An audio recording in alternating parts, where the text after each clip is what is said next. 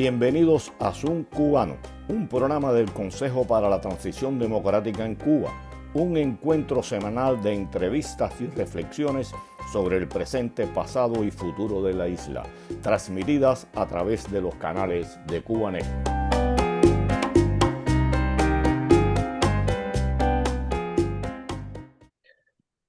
Muy buenas tardes tengan todos y bienvenidos a esta nueva emisión de Zoom Cubano. Me acompaña como siempre mi amigo y colega desde Madrid, Hernán Alberro, y desde acá, desde Miami, les habla Pedro Acosta. ¿Qué tal, Hernán? ¿Cómo estás?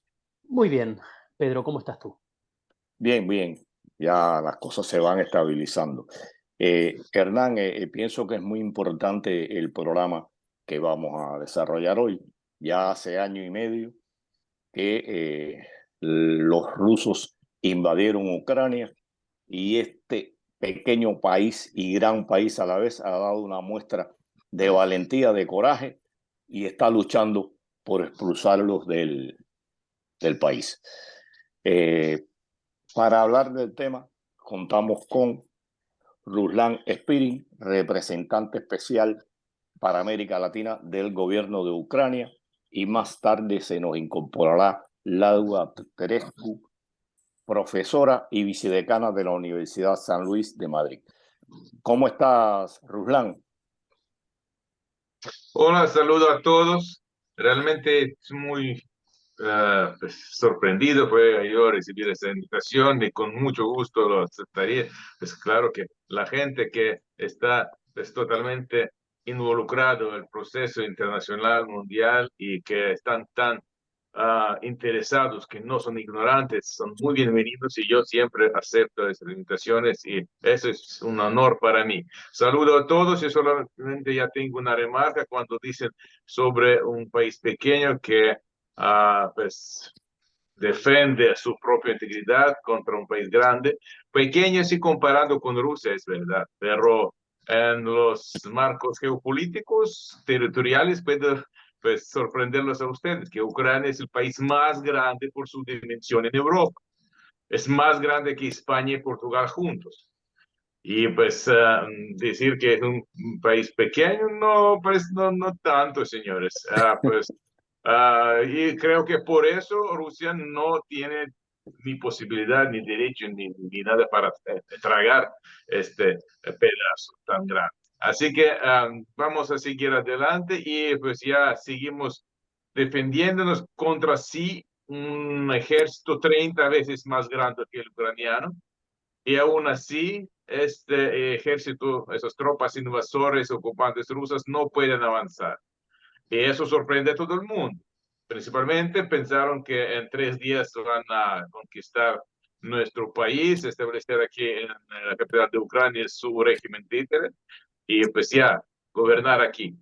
Pero resulta que toda la población del país se levantó apoyando nuestro ejército, aunque era pequeño, pero con lo que teníamos, que casi no teníamos nada, hemos logrado de expulsar esos ocupantes de los alrededores de la capital de Ucrania, ciudad de Kiev.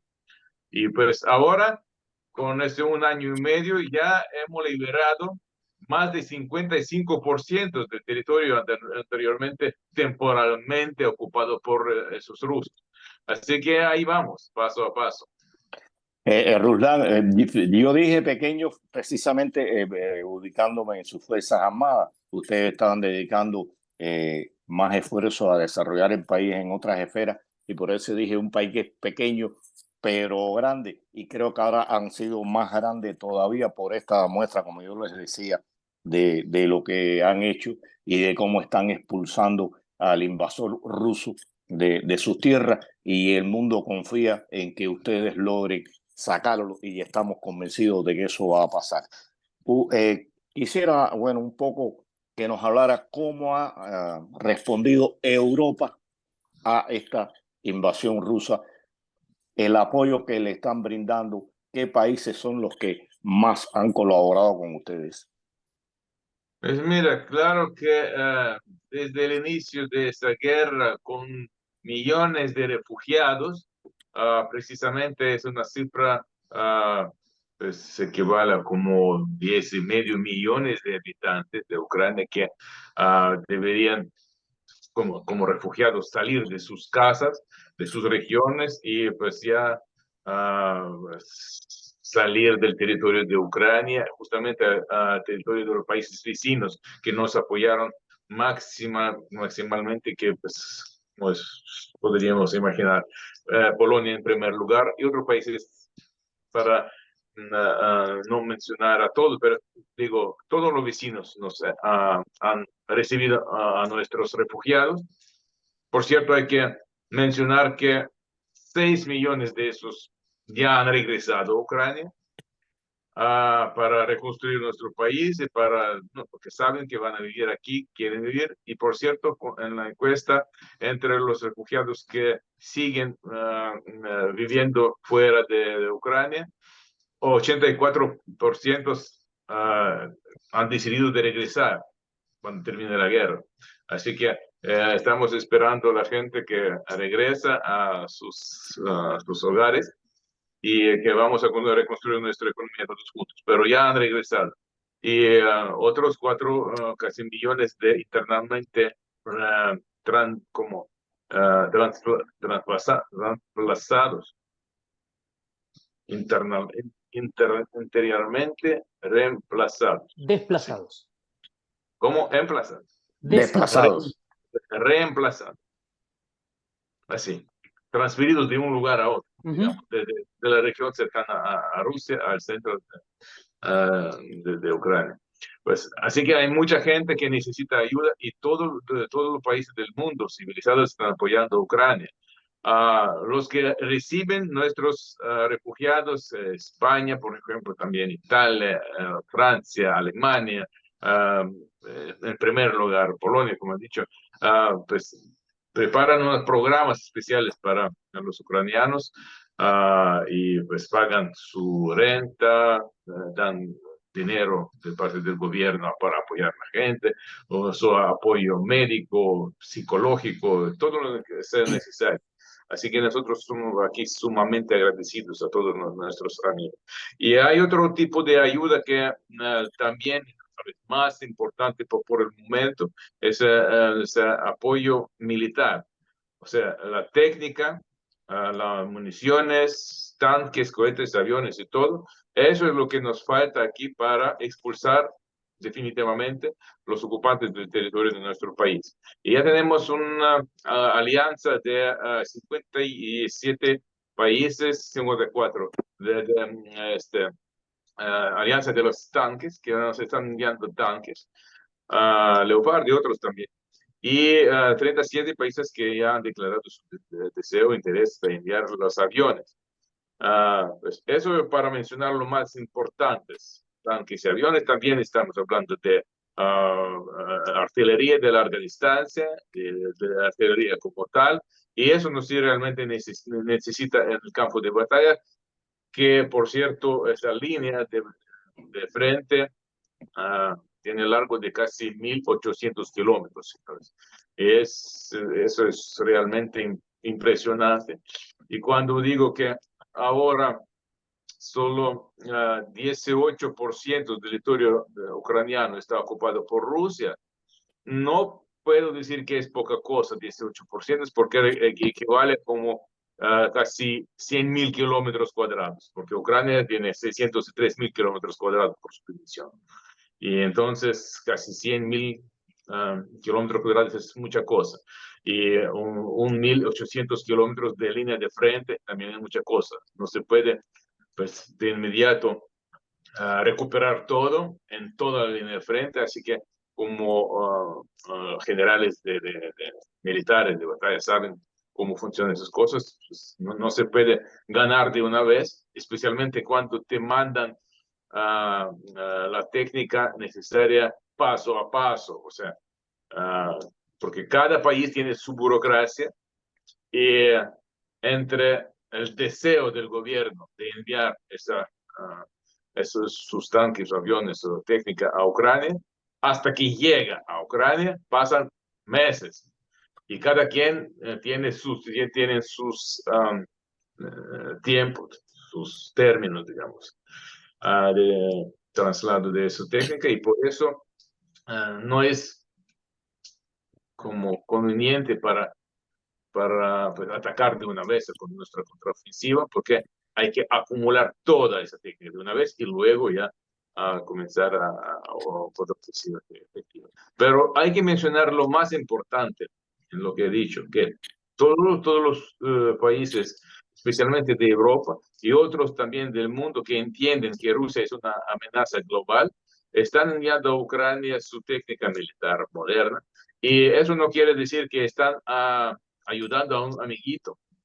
Ellos todos entienden que están invirtiendo en su propia seguridad, porque entienden que Rusia no pretende parar conquistando un país, porque ya han declarado en muchas ocasiones, desde la pantalla de televisor, los líderes de los partidos, gente de poder, los diputados desde sus tribunas de parlamento, que pretenden conquistar otros países, comenzando de países bálticos, Polonia, llegar o matar todos en Alemania, llegar con sus tanques hasta Inglaterra, y todo eso tiene su apoyo entre su electorado.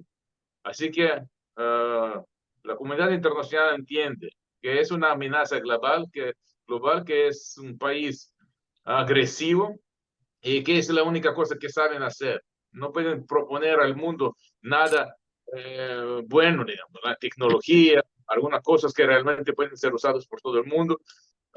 Solo pues, están intentando de conquistar otros países y, por cierto, en solamente un siglo, Rusia ha participado en 73 conflictos militares, pues con todo. Así que, si quieren, yo voy a enviar esta estadística a ustedes. Pero eso es lo que es más importante, que todos saben que primeramente, si mandan a Ucrania su técnica, es mucho más eficaz y práctico que los ucranianos, los soldados que saben manejar la técnica de todo el mundo, ya van a defender no solamente su territorio y sus hogares y sus propias familias, sino van a usar pues, como esa técnica como escudo contra, contra esta amenaza rusa, para defender a esos países en Europa y todo el mundo. Y es mucho más barato enviar su técnica que pagar por el sangre de su propia gente cuando Rusia viene. Así que eso es una inversión a su propia seguridad. Y nosotros apreciamos muchísimo porque, sinceramente, sin este apoyo internacional, sería mucho más difícil expulsar a esta máquina rusa, porque es grande, no es moderna, no es motivada, no saben pelear bien, pero la cantidad de ellos son bastante grande. Y por eso necesitamos este apoyo. Claro que necesitamos ahora para, digamos, hacer más rápida nuestra contraofensiva. Nosotros necesitamos el apoyo de los aviones. Cada general de combate sabe que para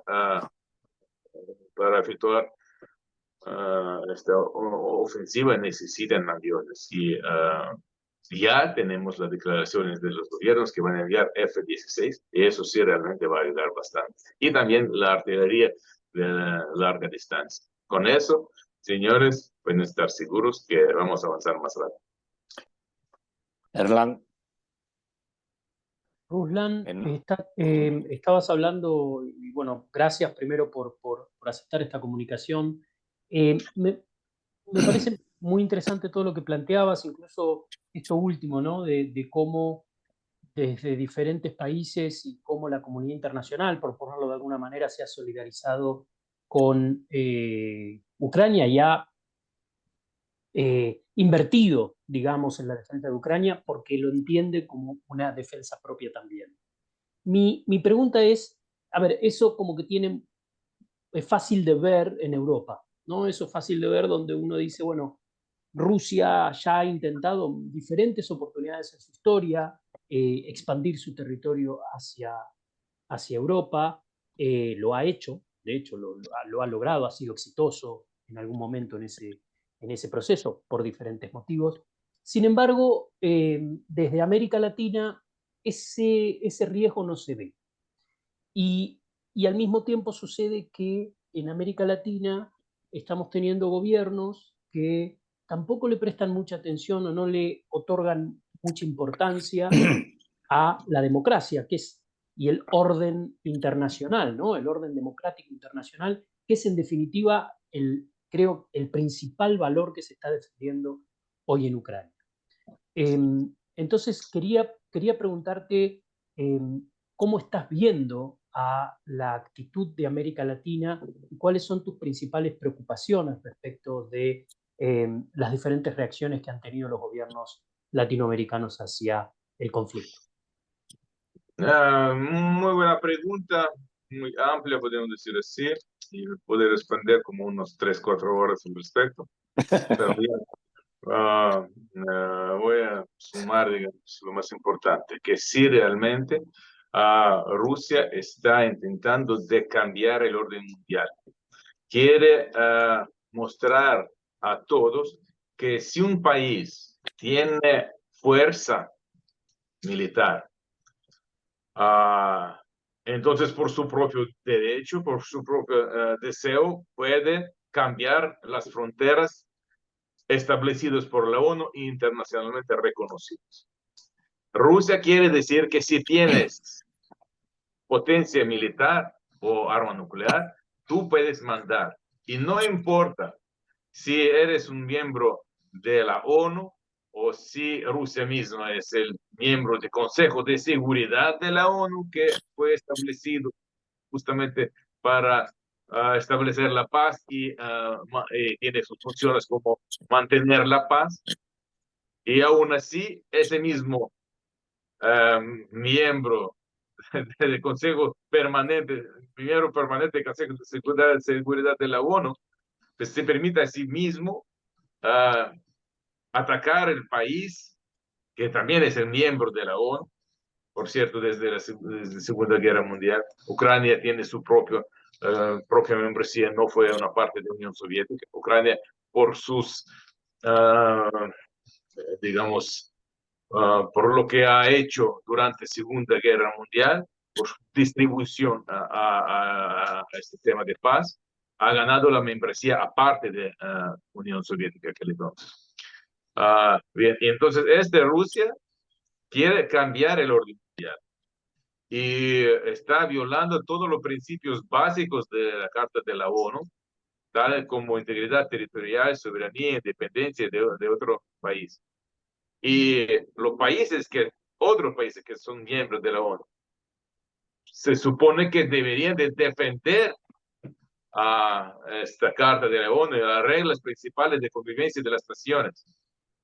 Y pues principalmente en el marco político lo están haciendo.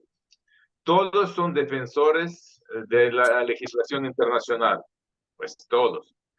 Y solo, quiero decir que en el sentido de apoyo de Ucrania, porque realmente todos los países están apoyando a Ucrania, todas las resoluciones y declaraciones de la ONU, y están votando a favor de Ucrania, acusando a los rusos, Rusia como tal, por sus acciones agresivas.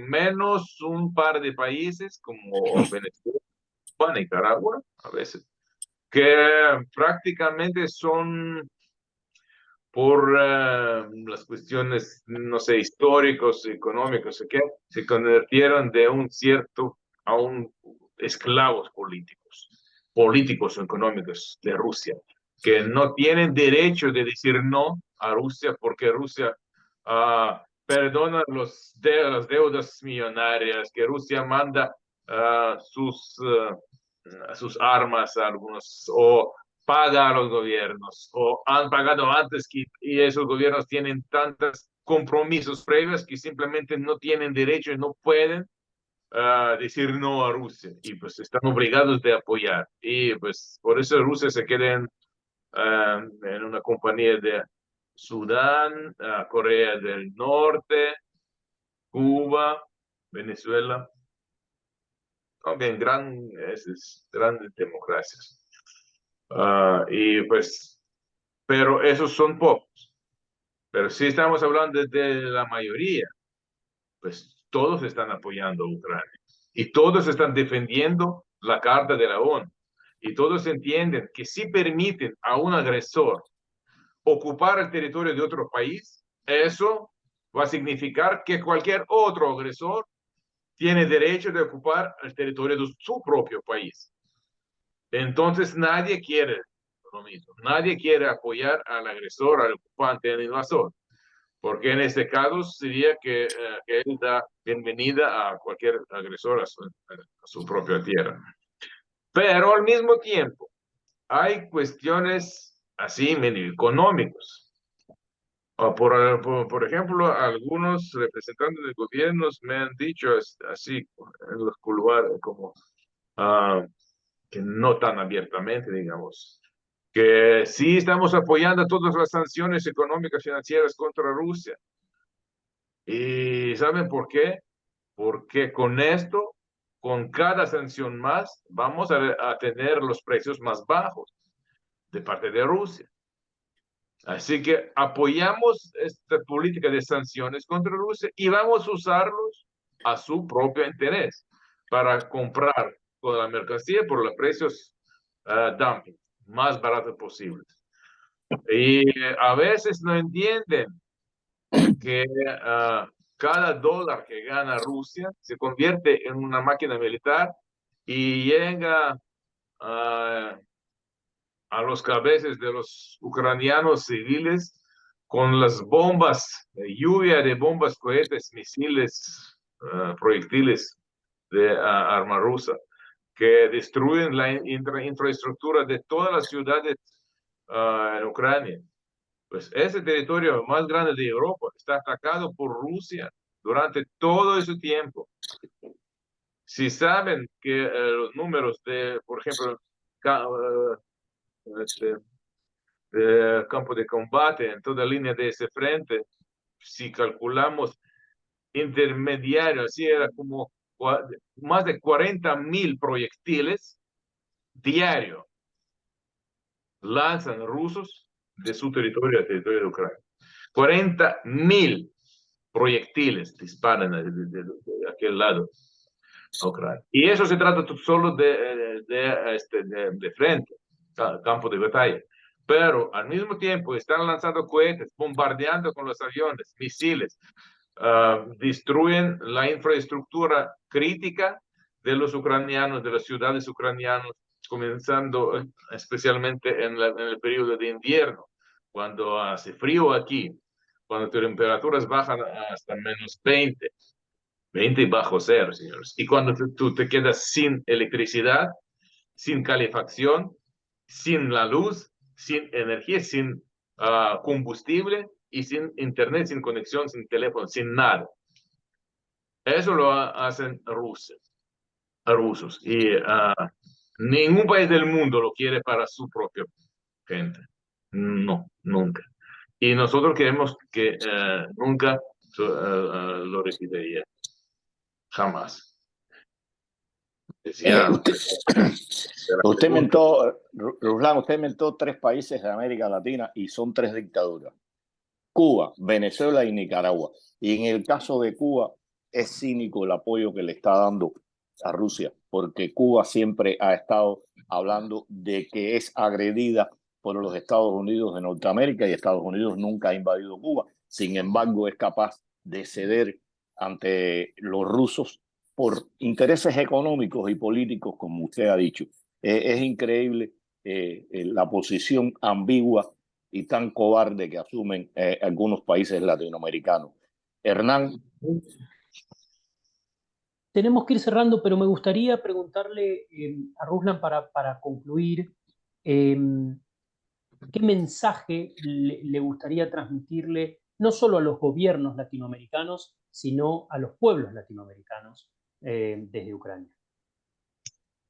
Pues es algo triste que tenemos que ya terminar con eso, porque podemos hablar horas y horas. Y por cierto, estoy bienvenido 24 horas, 7 días, pues pueden llamarme y vamos a discutir sobre cualquier tema. Gracias. Sobre la vida cotidiana de los ucranianos bajo la lluvia de esas bombas, sobre deporte, arte, lo que sea, militar, político. Pero hablando de ese tema, una vez más me mencionas. Si ¿Qué tenías, dijiste? no, un mensaje que te gustaría un transmitirle mensaje a todos los ciudadanos de la región. Pues primeramente quiero agradecer a su apoyo, que hemos recibido de muchos países el apoyo humanitario, con más de 11 paquetes de Argentina, por cierto, han llegado apoyo humanitario a los refugiados, especialmente medicina y todo. De otros países igual, hay mucho apoyo y nosotros sentimos este calor de sus corazones, que nos movilizan, da motivación para luchar y defender a todo el mundo contra esa amenaza global que es Rusia, que está rompiendo el sistema de seguridad mundial, porque ustedes ahí, en otro lado del mundo, no pueden vivir tranquilos justamente por causa de Rusia, que está rompiendo la seguridad energética, nuclear, radiológica, alimentaria, ecológica, todo lo que hace Rusia está amenazando a todo el mundo, no solamente a Ucrania. Y ustedes lo entienden y todos los pueblos apoyan a Ucrania, apoyan al país que está defendiéndose según la Carta de la ONU. Y algunos gobiernos solamente pues por sus obligaciones o compromisos previos están apoyando, están obligados de apoyar las votaciones de Rusia, pero el pueblo de esos países no está apoyando a la sangre, a la guerra, porque todos nosotros somos seres humanos y estamos programados para vivir en paz. Nosotros queremos ver cómo crecen nuestros hijos, cómo van a la escuela, forman sus familias, que nacen los nietos y también se casan un día. Eso es lo que queremos, vivir en paz. Así que mi mensaje sería el mensaje de la paz. Nosotros aquí en Ucrania necesitamos más que nadie que establezca la paz. Estamos luchando, estamos obligados de luchar por la paz. Si no, entonces seríamos eliminados. Pero, como solemos decir aquí en Ucrania, pues no hay camino hacia la paz, porque la paz es el camino. Con eso comienza todo. Así que deseo la paz a todo el mundo y ahí llegaremos juntos porque el pueblo unido jamás será vencido. Ustedes lo saben bien. Muchas gracias, Ruslan. Y pienso que esta no será nuestra única conversación a través de nuestro programa. Hernán. No, también agradecerle y a través tuyo, Ruslan, agradecer al pueblo ucraniano. Yo creo que, como tú lo has puesto muy bien, el pueblo ucraniano nos está dando una lección de cómo defender no solo nuestras fronteras, casi diría lo menos importante es la frontera en este caso. Lo que están defendiendo son valores, como tú decías, del orden democrático mundial, valores democráticos, y creo que eso es lo que tenemos que resaltar, y no solo para el pueblo ucraniano lo están defendiendo, sino que están siendo el frente de batalla y el frente de resistencia para todo el mundo. Así que muchas gracias a todos los ucranianos. Es que el tema que nosotros sí estamos apoyados por todo el mundo. Pronto vamos a tener una cumbre internacional con que van a decidir o van a discutir esa fórmula de la paz de nuestro presidente Zelensky, que para establecer una forma de garantizar la paz a todas las naciones del mundo. Y pues ya hemos recibido el apoyo durante esos cumbres de G7, de G20, de los países que están declarando su apoyo en la seguridad de Ucrania, que están apoyando la declaración de G20 y todo. Así que vamos a discutir eso y al fin vamos a llegar al momento, al punto que va a convencer a todos. La única cosa que todos los que tienen alguna influencia a Rusia tienen que explicar a este Putin que no puede vivir en nuestro siglo civilizado con las reglas suyas propias de los bárbaros y tiene que seguir las reglas internacionales. Y así será establecida la paz. La única manera es que los soldados rusos salen del territorio del país soberano y ahí de una vez establezcan la paz. Y de nuevo establecen los precios en las bolsas alimentarias de gas, electricidad, petróleo y todo. Así que es muy fácil realmente, sí, para realizar, para establecer la paz, que salgan los ocupantes del territorio de otro país soberano, punto. Y así que hay que usar toda su influencia a Putin, o que no era Putin, cualquier persona en Rusia que sí, ya sabe, ya puede tomar decisiones en vez de Putin, porque no cabe mucho. Y es bien, con eso vamos a establecer la paz y vivir tranquilo en todo el mundo. Muchas gracias, señores. Gracias. Venceremos. Ojalá sea muy pronto.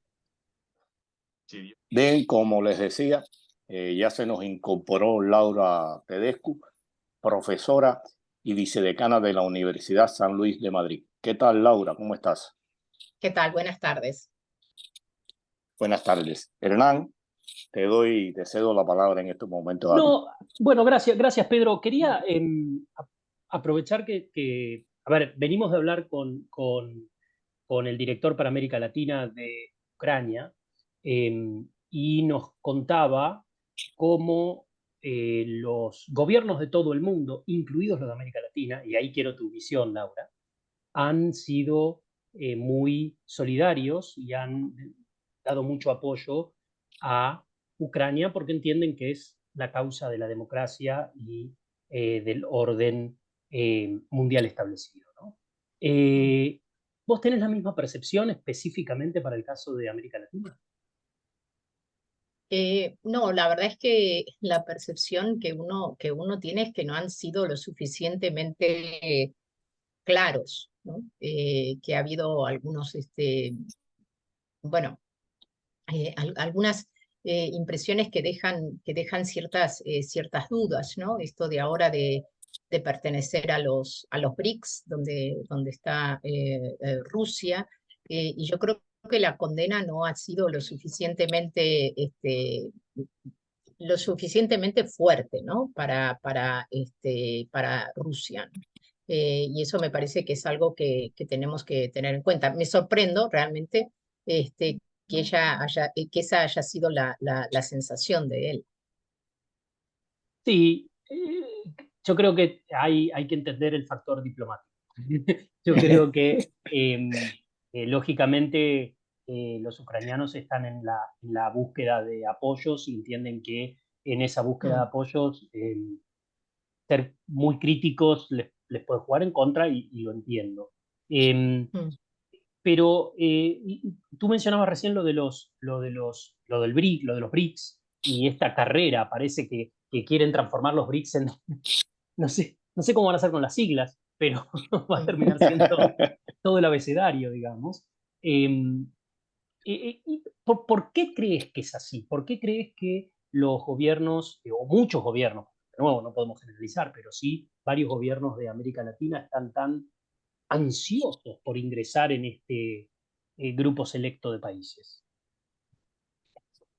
Yo creo que en realidad en ese grupo de países el más importante es China, más que Rusia. Creo que desde el punto de vista económico, China es un aliado importante para América Latina, y entonces creo que eso es un punto que hace que los BRICS sean atractivos. Y además también el hecho de que, bueno, de que ni China ni Rusia tienen ningún tipo de condicionalidad política, que era lo que pasaba anteriormente con Estados Unidos o con Europa o con el Fondo Monetario, con el Banco Mundial, ¿no?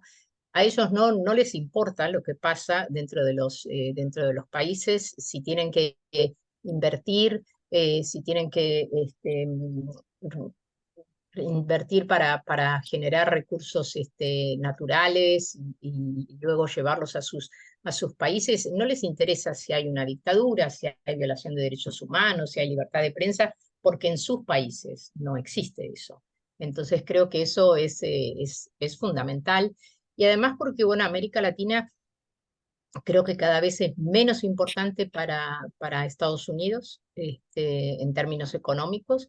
Y bueno, a pesar de que finalmente se ha firmado el tratado con la Unión Europea, tampoco creo que haya grandes inversiones por parte de la Unión Europea. Y lo que los países, la mayor parte de los países de América Latina necesita es inversiones en infraestructura y además, sí, bueno, sí, el comercio, sobre todo productos agrícolas.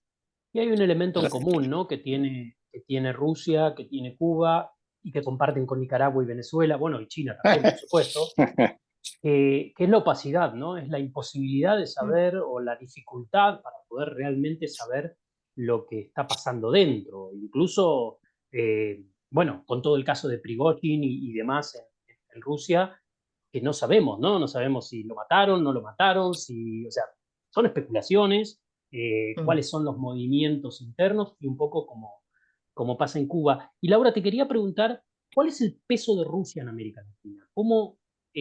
No sé cuál es la importancia, recién decías, tiene más importancia económica China que Rusia. Entonces, la pregunta que me surge ¿es por presión de China que hay esta cierta cercanía hacia Rusia? ¿Es por una vinculación histórica? ¿Es por una alineación ideológica? ¿Por qué crees que especialmente gobiernos o simplemente para llevarla contra Estados Unidos y a los países del Occidente? O sea, ¿por qué crees que precisamente estos tres gobiernos autoritarios de la región fueron los más solidarios hacia Rusia, digamos? Bueno, justamente porque son gobiernos autoritarios que bueno, nunca se supo a ciencia cierta si las Fuerzas Armadas rusas tienen algún grado de injerencia en Venezuela, por ejemplo, de alguna manera con ayuda logística o algo así. Bueno, Cuba y Nicaragua, yo creo que es básicamente porque son gobiernos autoritarios, digamos. Entonces, Rusia no es. China creo que tiene que ver con el lado de las inversiones, con el lado de ser un socio económico importante y que además, como te dije, no tiene condicionalidades políticas. Pero Rusia creo que tiene que ver más con la pérdida de la defensa de la democracia en América Latina, ¿no? Que creo que la democracia no ha sido o no ha tenido los resultados esperados en economía, a pesar de que es simplemente un sistema político, no es un sistema económico, pero bueno, se esperaban unos resultados económicos más satisfactorios. Y por otro lado, también, a ver, la Unión Europea, ¿cuánto tardó para firmar el acuerdo con América Latina? O sea, y el Estados Unidos, el comercio con Estados Unidos no es un comercio muy relevante. Entonces, claro, también los gobiernos de América Latina tienen que tratar de encontrar inversores, tratar de encontrar con socios comerciales donde pueda. Eso también hay una responsabilidad, creo, sobre todo de la Unión Europea. Mira, en cuanto a la situación de Cuba con relación a China, pienso que las relaciones políticas y sobre todo comerciales entre Cuba y China han tenido encontronazos desde los mismos inicios de la revolución y ya la apuesta por Rusia desde el punto de vista de Cuba responde a que Rusia ha sido muy noble, entre comillas, con Cuba e incluso Putin llegó a condonarle 30.000 millones de dólares y no le queda más remedio que seguir apostando por los rusos. Creo que por ahí viene la situación de Cuba. Ya en el caso de Venezuela y Nicaragua incluso pueden estar también influenciados un poco por Cuba. Recuerden que Cuba tiene una influencia muy grande sobre Venezuela y Nicaragua. Y Laura, te quería preguntar políticamente cómo ha quedado Rusia en el contexto europeo. Bueno, a ver, políticamente ha quedado muy mal, ¿no? O sea, ha invadido un país independiente, un país que era aliado de Europa, pero también es cierto que esta guerra, esta invasión, ya tiene varios años, no es algo que ha pasado a partir del 24 de febrero, ¿no? O sea, ya estábamos con Crimea, con el Donbass, entonces bueno, finalmente Putin vio la oportunidad y quiso anexar más territorio. Ha quedado muy mal, pero también es cierto que con una potencia nuclear tampoco te podés enfrentar directamente, o sea, tampoco podemos desde Europa salir a defender a Ucrania con armamentos. Las sanciones tampoco han tenido un gran impacto. Tampoco sabemos muy bien qué es lo que pasa con los opositores, porque tiene que haber opositores en Rusia, pero tampoco sabemos qué es lo que pasa con los opositores. O sea que estamos en una situación lamentablemente demasiado parecida, sin llegar al tema del holocausto, pero a la situación que tenía Europa en los principios del gobierno de Hitler.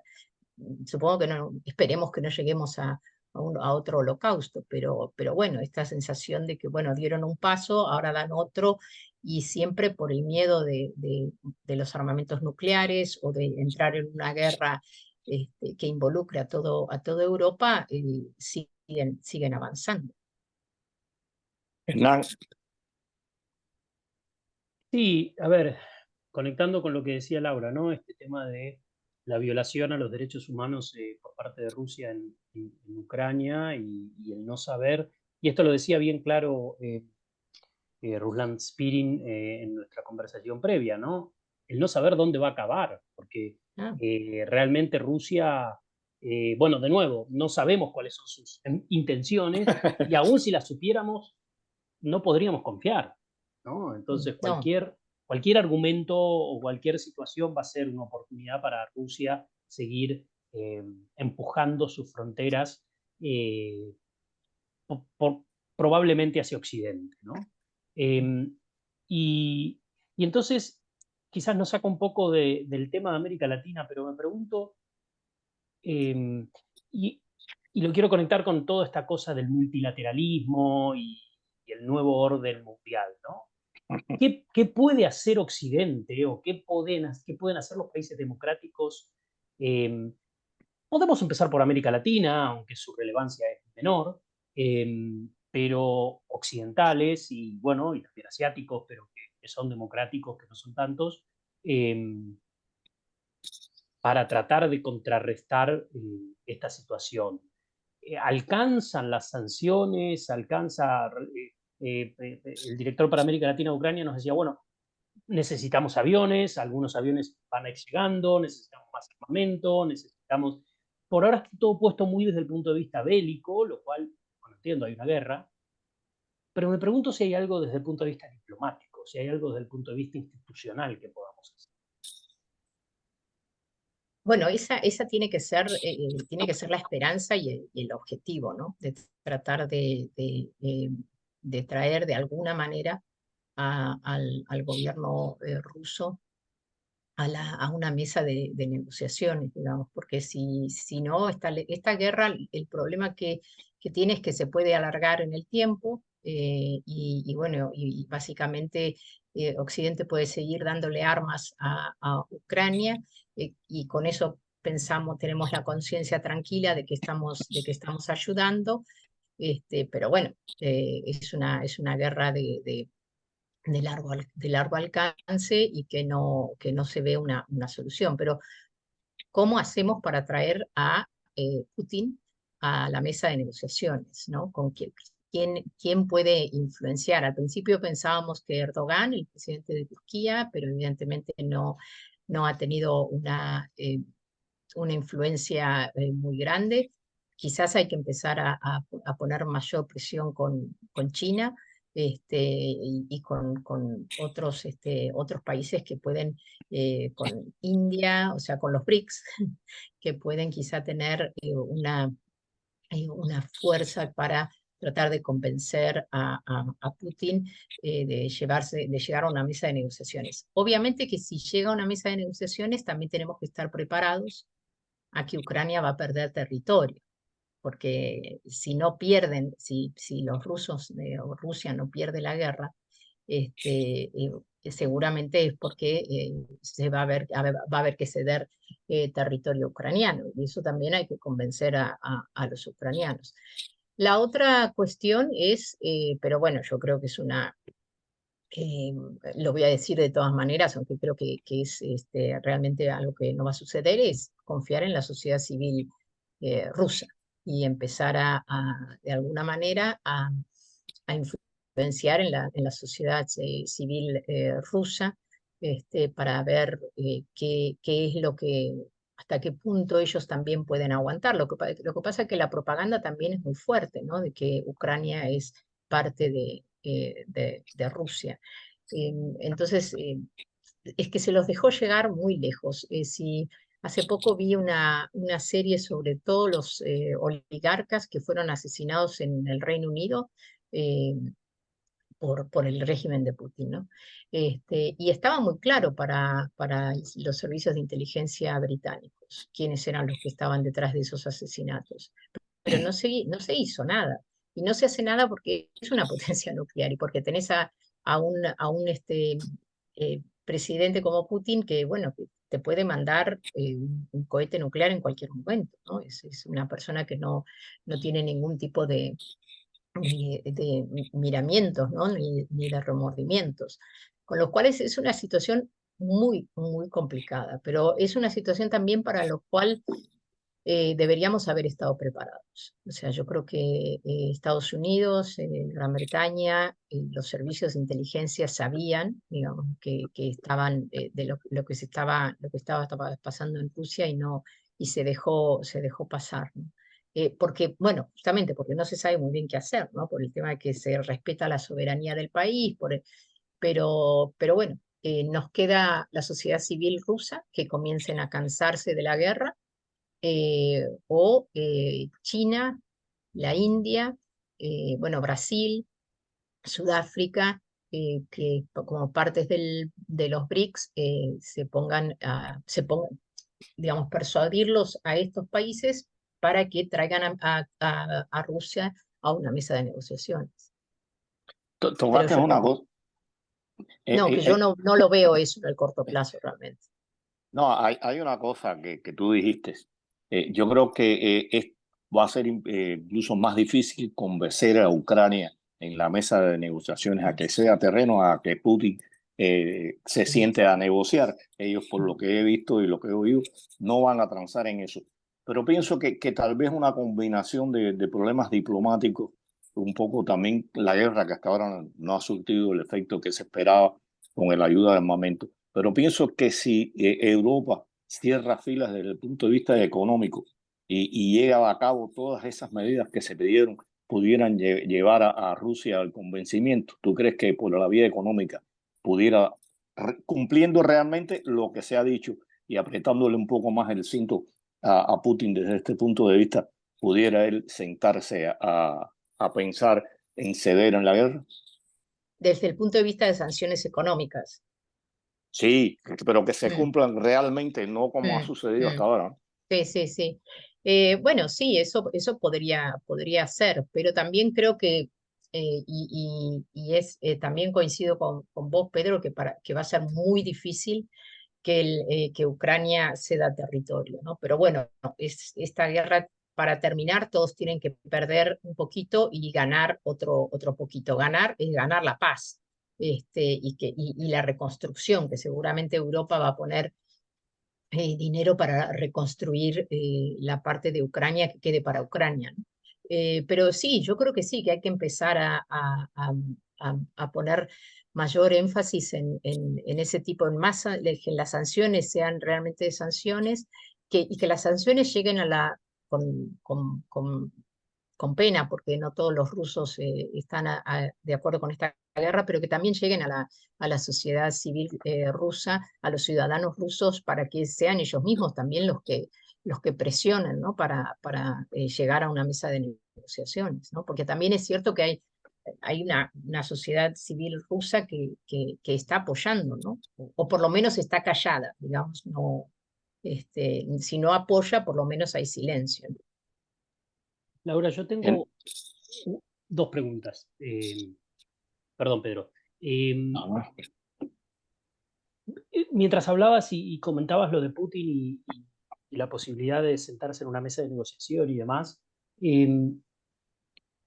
pensaban en que además, digamos, de probablemente ceder terreno y demás, previo a todo eso hay que aceptar algo que yo creo que los ucranianos no van a estar muy de acuerdo en aceptar, y no sé hasta qué punto la comunidad internacional debiera aceptarlo, que es la impunidad, ¿no? O sea, porque finalmente va a haber que aceptar que un régimen que violó todo tipo de tratados internacionales y todo tipo de, de, de reglas, incluso durante la guerra, eh, va a seguir business as usual, ¿no? Como suelen decir.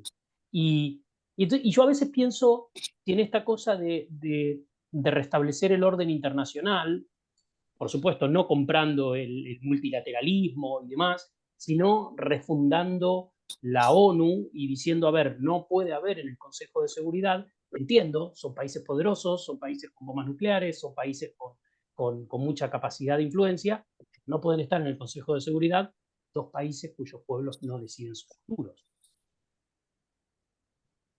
Y sí, bueno, pero claro, a ver, eso sería un Soy mundo muy ideal. idealista, yo lo sé. Claro.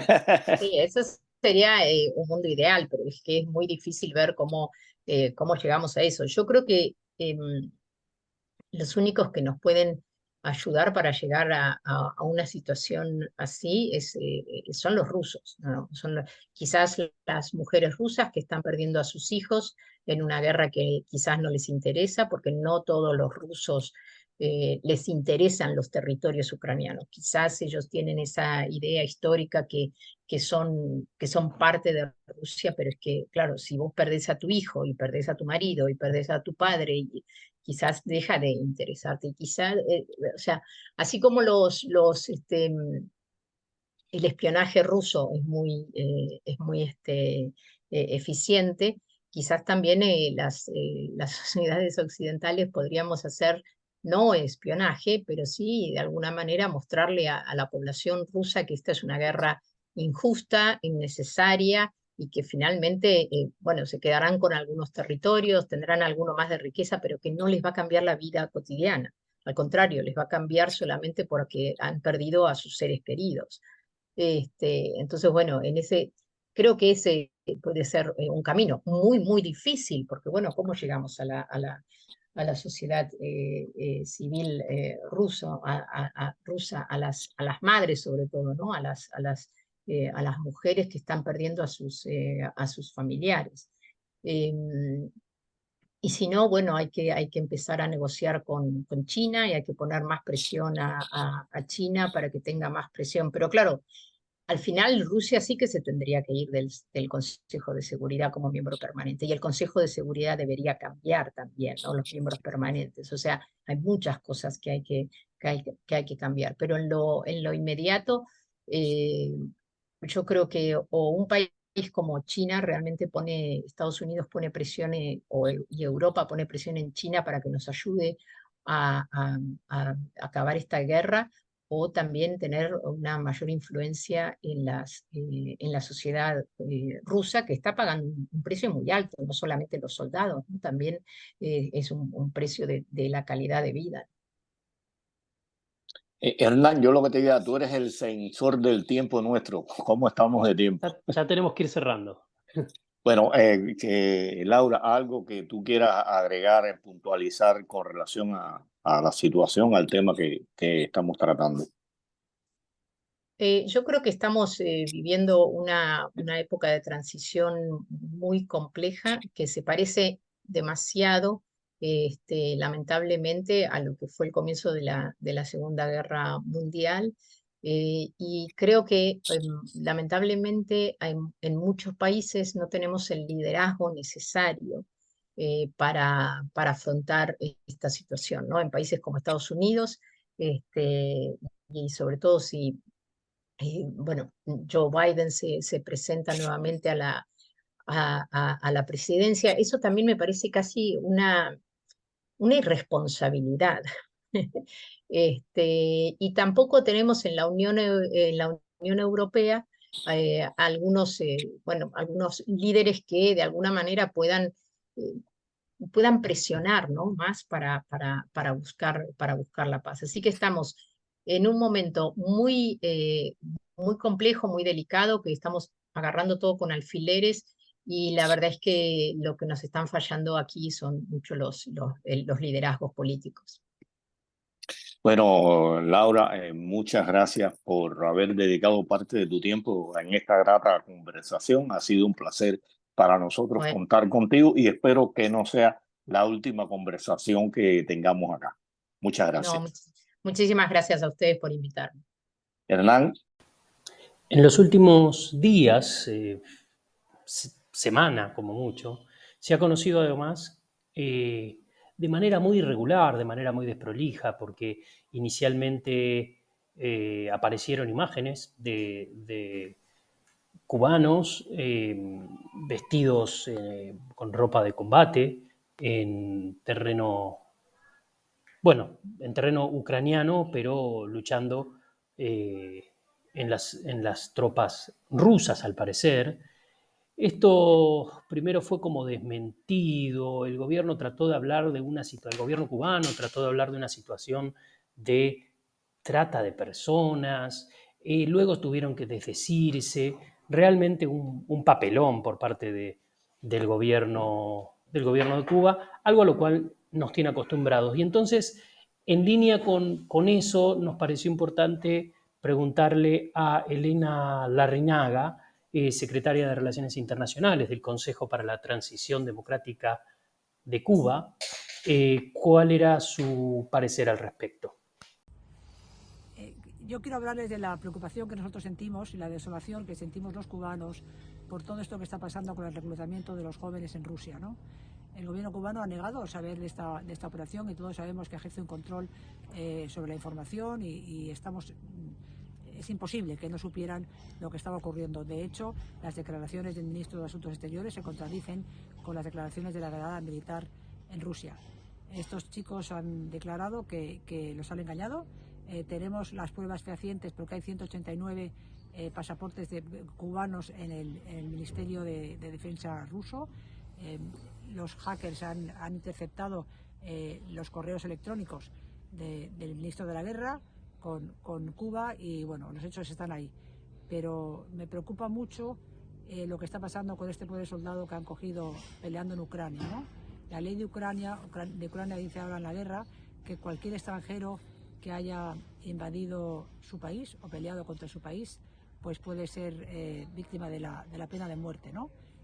Si esto ocurre, que esperemos que no ocurra, esta muerte caerá sobre la conciencia del gobierno cubano. Pero hay otra cosa que me preocupa mucho más, que es lo que llamo yo el eje Cuba-Rusia-Unión Europea.